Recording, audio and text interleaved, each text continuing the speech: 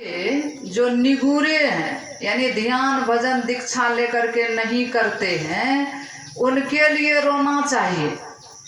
लेकिन जो ध्यान भजन भक्ति में लगे रहते हैं और उनका यदि शरीर छूट जाए तो उनके लिए रोइए नहीं। गुरु महाराज जी कहे थे कि देखिए मोतीदास कोई साधारण नहीं थे, भक्ति में लगे हुए थे, उनकी दुर्गति नहीं होगी।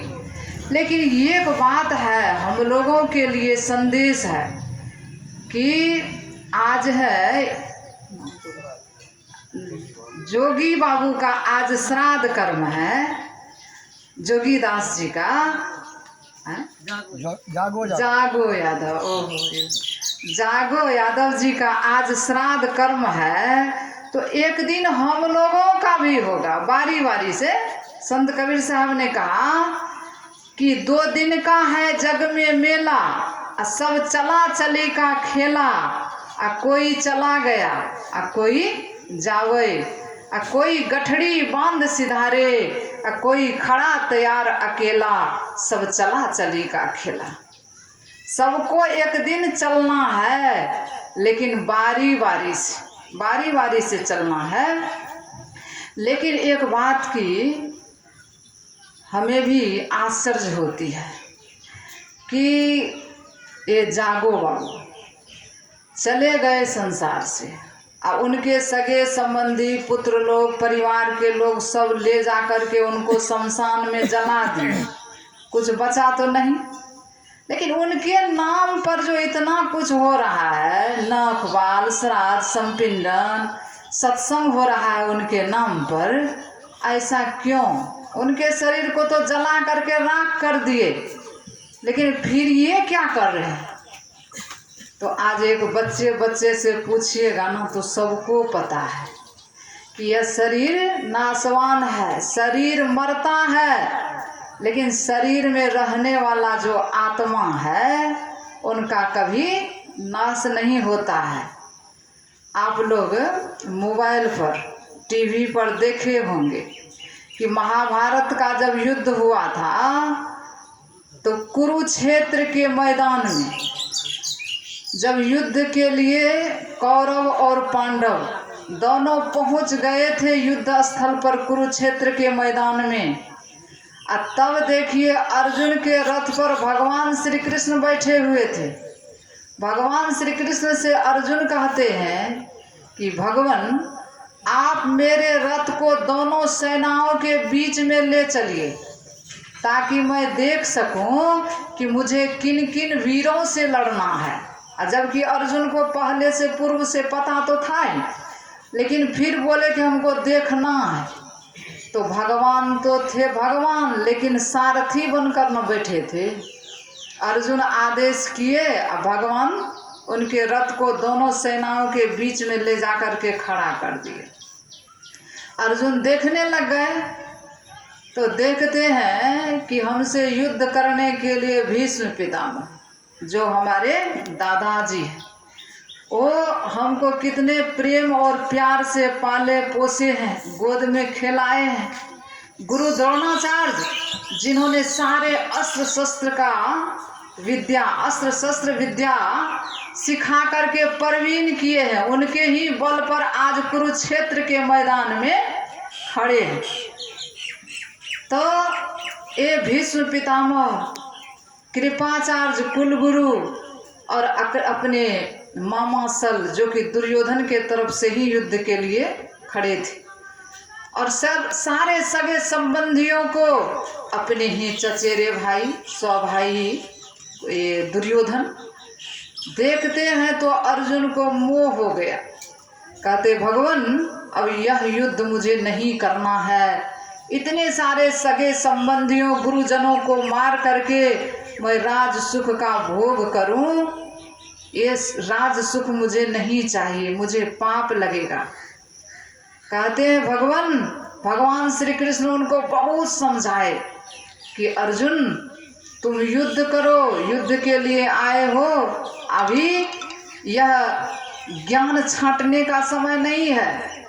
ये बात था तो पहले तुम युद्ध के लिए तैयार नहीं होता, रणभूमि में नहीं आता, लेकिन अभी तुम इतना ज्ञान की बातें कर रहे हो, यह एक वीर पुरुष को शोभा नहीं देता। तब भगवान श्री कृष्ण कहते हैं कि अर्जुन तुम मान जाओ। कितनों समझाए अर्जुन नहीं माने। तब भगवान श्री कृष्ण क्या किए, अर्जुन को दिव्य दृष्टि प्रदान किए और अपने चतुर्भुज रूप दिखाए हैं। तो अर्जुन क्या देखते हैं कि भगवान श्री कृष्ण के विशाल मुख में सभी मर मर करके जा रहे हैं।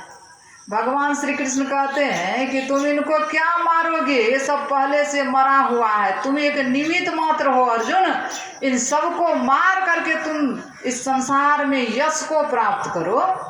लेकिन अर्जुन कहते हैं नहीं, जब वह रूप दिखाए ना, जब देखे अर्जुन की सब मरमर करके जा रहा है, तो भगवान श्री कृष्ण गीता के 2 अध्याय के 23वां श्लोक में कहते हैं कि अथ चैनम नित्य जातम नित्यम व मन्य से मृतम तथापि त्वं महाबाहो नैनम शोचितुम मर्हसि जातस्य ध्रुवो मृत्युर्ध्रुवम जन्म मृत्युश्च तस्मात् परिहार्य एर्थे न त्वं शोचितु मर्हसि।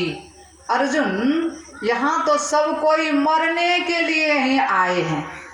एक संत ने कह दिए कि जीवन कहिए झूठ, मरण तो सच है।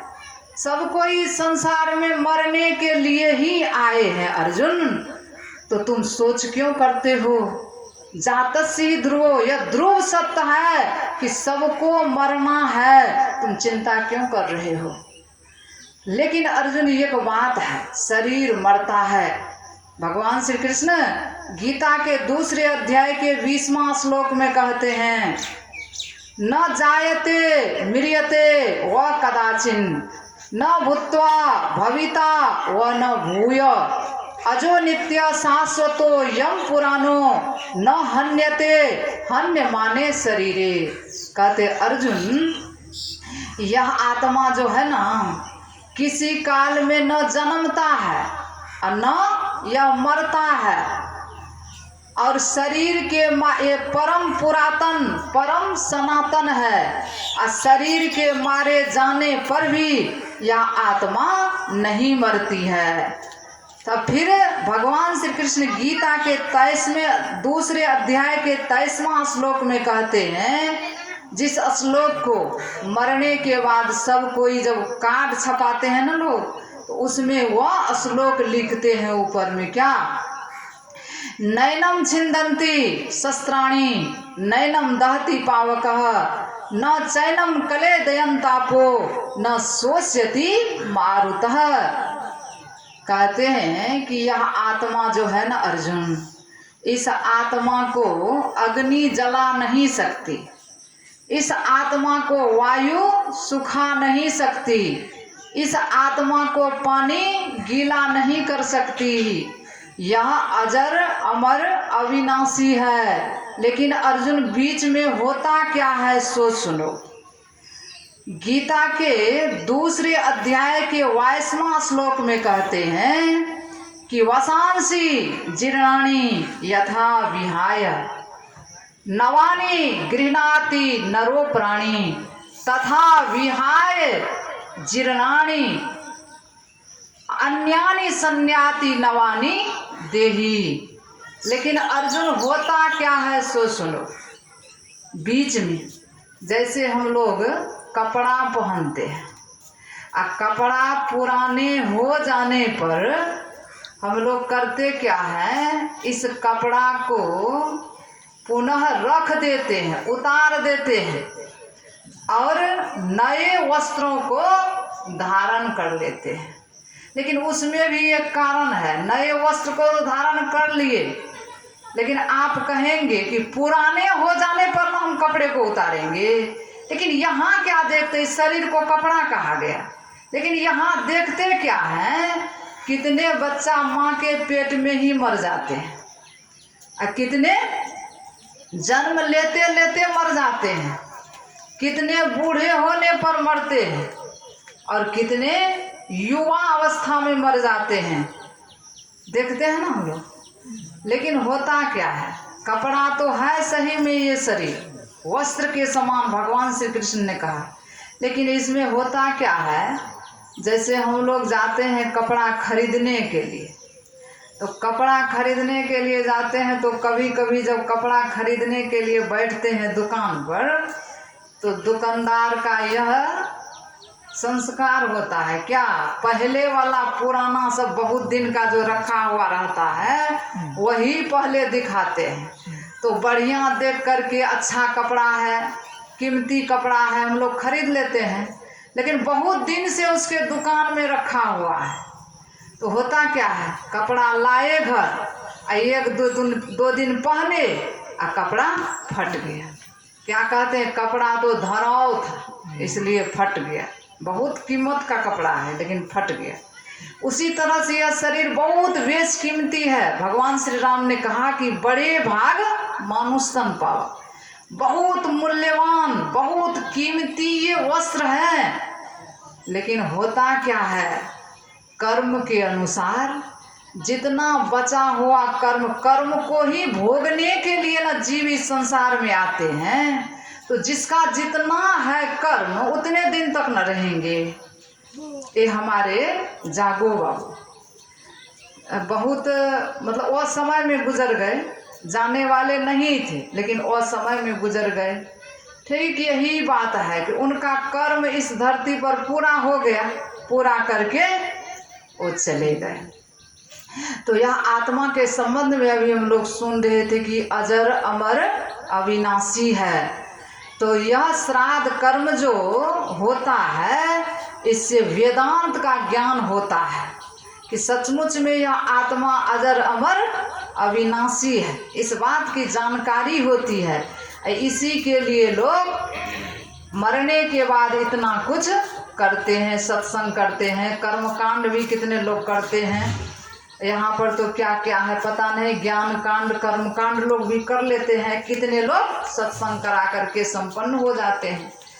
तो अभी हम लोग सुन रहे थे वही आत्मा और परमात्मा के संबंध में सत्संग योग से अभी पाठ श्रवण कर रहे थे हम लोग। योग सीखो उपनिषद से कि यह आत्मा को यदि अपने जीवन काल में, योग का अर्थ होता है जोड़ना। अब बाहर में जब हम लोग जोड़ करते हैं तो एक से एक को जोड़ते हैं तो दो होता है, लेकिन अंतर का जो जोड़ है वह एक से एक को मिलाते हैं तो एक ही होता है। योग का अर्थ होता है जोड़ना। तो किससे हम जोड़ें, तो इस आत्मा को परमात्मा से जोड़े, परमात्मा से योग करें, तब हम इस दुख से छूट सकते हैं। अन्यथा इस दुख से छूटने का कोई उपाय नहीं है। कितने लोग कहते हैं योग कर लो तो दुख से छूट जाओगे, कितने लोग कहते हैं ज्ञान का संचय करो तो दुख से छूट जाओगे। लेकिन देवों के देव महादेव भगवान शंकर ये प्रजापति ब्रह्मा जी से कहते हैं, हे ब्रह्मा जी ये बात नहीं है। आज यदि दुख से कोई छूटना चाहते हैं तो उसके लिए ज्ञान और योग दोनों की नितांत आवश्यकता है। धर्म ते विरति जोग ते ज्ञाना, ज्ञान मोक्ष प्रद वेद बखाना। अब भगवान बुद्ध ने कहा कि ज्ञान बिना ध्यान नहीं, अध्यान बिना ज्ञान नहीं। और जो ज्ञान और ध्यान दोनों रखता है वही निर्वाण के समीप है। दोनों की आवश्यकता है। लेकिन भगवान शंकर सबसे पहले ये योग को किए थे। योग जब वो किए तो उनके अंदर में वह दिव्य दृष्टि की प्राप्ति हुई थी। महापुरुषों ने कहा कि यदि हम लोग भी करेंगे उस योग को तो उस दृष्टि की प्राप्ति होगी। और उसके लिए क्या करना होगा, संत सद्गुरु से जुक्ति जान करके ध्यान करना पड़ेगा। और जब ध्यान करेंगे तब क्या होगा, अपने अंदर में प्रकाश। सबसे पहले तो हम लोग आंख बंद करते हैं तो अंधकार दिखाई पड़ता है, लेकिन महापुरुषों ने कहा कि उस अंधकार से निकलने का प्रयत्न करो। करते करते जब प्रयत्न करोगे तो तुम्हारे अंदर में वह प्रकाश की भी प्राप्ति होगी, प्रकाश को तुम देखोगे, और जब प्रकाश को देखोगे तो शब्द भी सुनाई पड़ेगा परमात्मा का। संत तुलसी साहब कहते हैं, कुदरती कावे की तू मेहराव में सुन गौर से, है आ रही धुर से सदा तेरे बुलाने के लिए। गोसवातिन हो कुसादा जो करे कुछ दिन अमल, तो ला इलाहा अल्लाहे अकबर पे जाने के लिए। उस आवाज़े गेव को पकड़कर आप अल्लाह के पास यानी परम प्रभु परमात्मा के पास चले जाएंगे तो सारे दुखों से आप छूट जाएंगे। हम लोगों के पास में दुख क्या है? यही बार बार आना और बार बार जाना इस संसार से। हम लोगों के गुरु महाराज ने कहा कि आवा गमन सम दुख दूजा, है नहीं जग में कोई। आवा मतलब आना, गमन मतलब यहाँ से प्रस्थान करना। ये दुख जो हम लोगों के जीवन में लगा हुआ है, इस दुख से छूटने के लिए क्या करना पड़ेगा? हम लोगों के गुरु महाराज ने कहा प्रभु भक्ति करनी चाहिए। इस दुख से छूटने के लिए प्रभु परमात्मा की भक्ति आप कीजिए, तब छूटिएगा। तो यह भक्ति वाला काम कब होगा?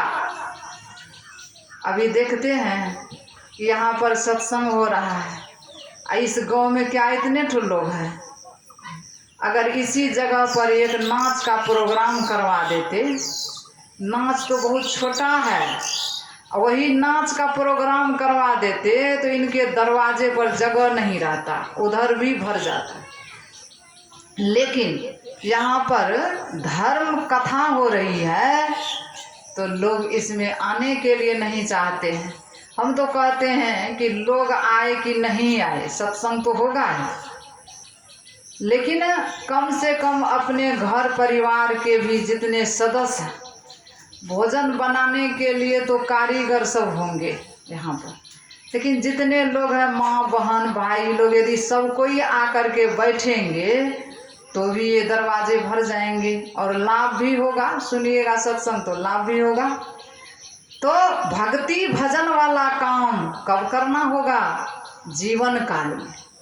अभी हम लोग संत कबीर साहब के वाणी में सुन रहे थे, साधो भाई जीवत ही करो आशा, जीवत समझे जीवत बूझे जीवत मुक्ति निवासा।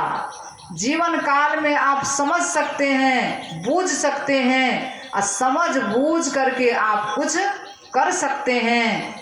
मुक्ति का मतलब ये होता है सारे बंधनों से छूट जाना। तो ये काम जीवन में करेंगे तब ना। जन्म का कारण क्या है? जन्म का कारण है कि मृत्यु के समय में, अभी हम लोग सुन रहे थे ना, मृत्यु के समय में जो जो भावनाएं जीव करता है वही वही वह होता है। यही जन्म का कारण है। जीवन काल में हम और आप जिस काम को करेंगे तो मृत्यु के समय में वही याद बनी रहेगी। अगर भक्ति भजन नहीं किए, अपने संपत्ति में अपने परिवार में मन को लगा करके रखे तो मरने के समय में परमात्मा की याद नहीं होगी। इसलिए अपने जीवन को बनाने के लिए, अपने जन्म को सफल करने के लिए आपको जीवन काल में अपने मन को भक्ति भजन में लगा करके रखना है। अगर नहीं करेंगे भक्ति भजन तब क्या होगा? तभी हम लोग गुरु महाराज जी के वाणी में सुन रहे थे। गुरु महाराज बड़े प्रेम और प्यार से हम लोगों को समझाते हैं।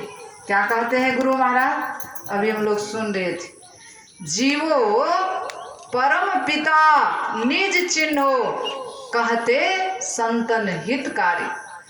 कितने प्रेम से कहते हैं, जीवो परम पिता निज चिन्हो। उस परमात्मा जो तुम्हारे परम पिता है, असली पिता है, उस पिता को तुम चिन्हो। यह माता पिता तो एक निमित्त मात्र है, उपादान कारण तो वही परमात्मा है। उस परम पिता परमात्मा को तुम चिन्हो। अगर नहीं चिन्होगे तब क्या होगा? तो हम लोग के गुरु महाराज कहते हैं कि द्वैत प्रपंच के सागर बूढ़ो असहो दुख भारी। तब तुम बूढ़ोगे इस प्रपंच में, और भारी दुख क्या है? 84 लाख प्रकार के जोनियों में तुमको जाना पड़ेगा, चक्कर काटना पड़ेगा, सिर धुन धुन कर पश्चाताप करना पड़ेगा, रोना पड़ेगा। इसलिए यदि उस दुख से बचना चाहते हो, रोना नहीं चाहते हो, तो जीवन काल में संत सद्गुरु से जुक्ति लेकर के ध्यान भजन भक्ति करो, तभी हमारा और आपका परम कल्याण होगा।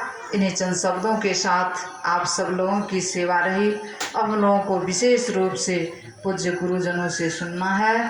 बोलिए प्रेम से श्री सद्गुरु महाराज की जय।